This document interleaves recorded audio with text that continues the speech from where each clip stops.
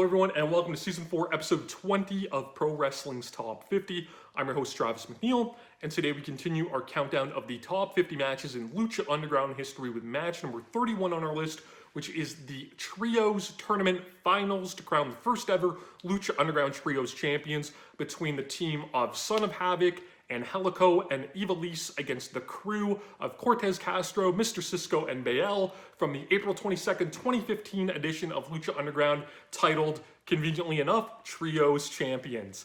So we've talked a little bit about the Trios titles before. Lucha Underground doesn't have tag team championships. They go instead for the Trios titles, very traditional Lucha Libre thing there. This was a tournament to crown the initial champions. Dario Cueto, in his madness in going ahead with this tournament, he paired unlikely trios together. The main one being, the team we would affectionately end up calling Team Havoc, which was Son of Havoc, Angelico, and Ivelisse. Son of Havoc was played by journeyman wrestler M-Dog 20 Matt Cross. Matt Cross has, been doing this thing a long time, 20 plus years now. He is a veteran. He's been in every independent. He's had extended stays in Ring of Honor. He was a Wrestling Society X guy. He was on Tough Enough, in the WWE. Famously being eliminated by Stone Cold Steve Austin. And finally got this shot in Lucha Underground, which kind of really felt like a nice way for him to get his flowers. He started out, with this black mask as this biker gimmick that I don't think anybody thought would really work, but he became beloved by the crowd and he made the most of it. Ivelisse was, his kind of counterpart in the early goings. They would form a team along with Angelico, who is supremely underrated. He was brought in, from AAA along with Jack Evans. They were a team over there. They're currently a team in AEW as the Hybrid 2.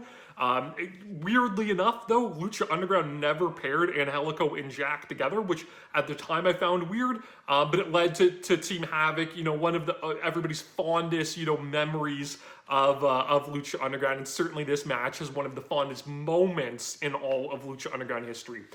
The crew, they were essentially brought in as Big Rick's henchmen. Big Rick was played by Ezekiel Jackson of WWE CW fame. It was comprised of Cortez Castro, who was Ricky Reyes, another, journeyman wrestler, Pro Wrestling Guerrilla, Ring of Honor Tag Team Champion, New Japan LA Dojo, CMLL, he's been everywhere. Southern California, indie stalwart Lil Cholo played Mr. Cisco, and then we also had Bael, who's the legendary B-Boy. So a really unique trio, with two, Southern California legends, absolutely, in B-Boy and Lil Cholo, and it was cool that they got the TV exposure here, with Lucha Underground.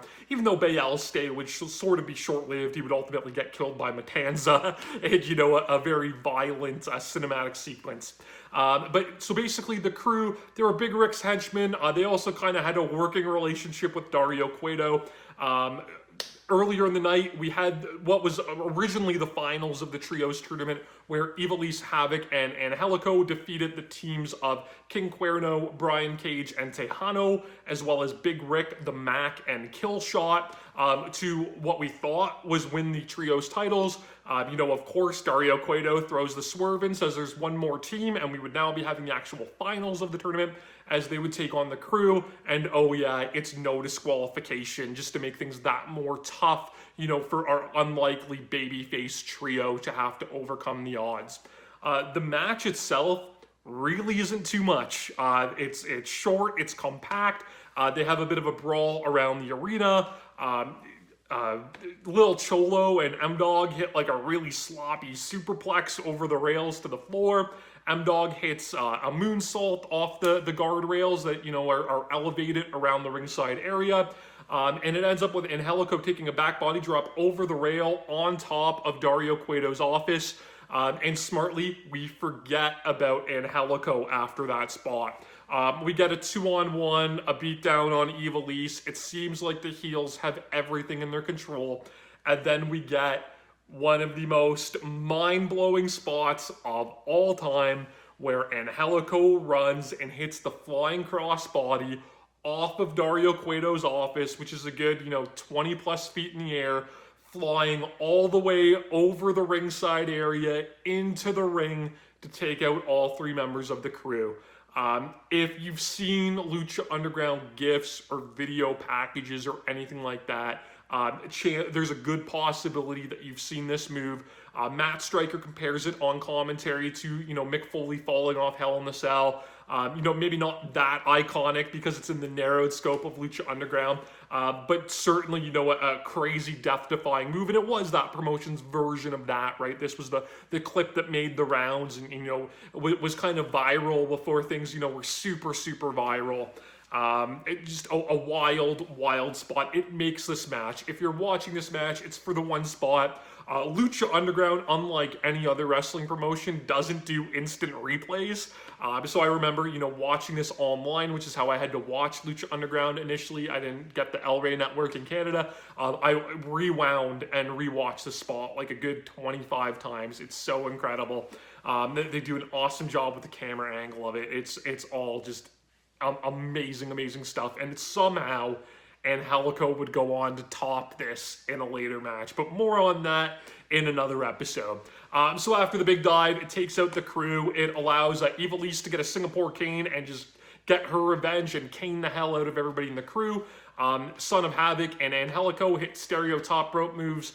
Son of Havoc with the shooting star press, Angelico with the double stomp, and it's enough for stereo pinfalls, a 3 count.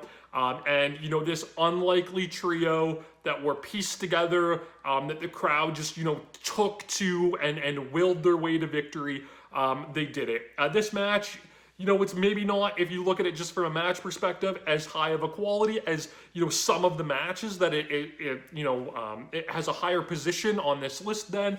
However, you can agree or disagree, but the one spot in this with Angelico's dive off the roof, it sets this match over the top. It's so memorable that it just adds to the overall package, and it's a phenomenal match that you need to check out.